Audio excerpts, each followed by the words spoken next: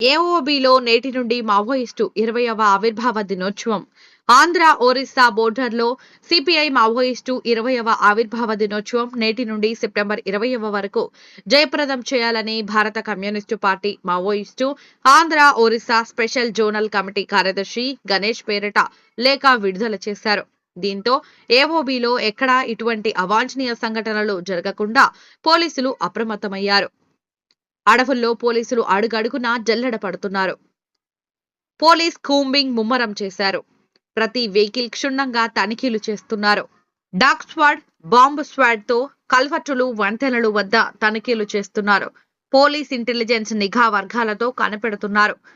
Maoist ప్రభావిత ప్రాంతాల్లో drone కెమెరాలతో నిఘా పెట్టారు. దీంతో మన్యవాసులు ఎప్పుడు ఏం జరుగుతుందో అని భయాందోళన చెందుతున్నారు.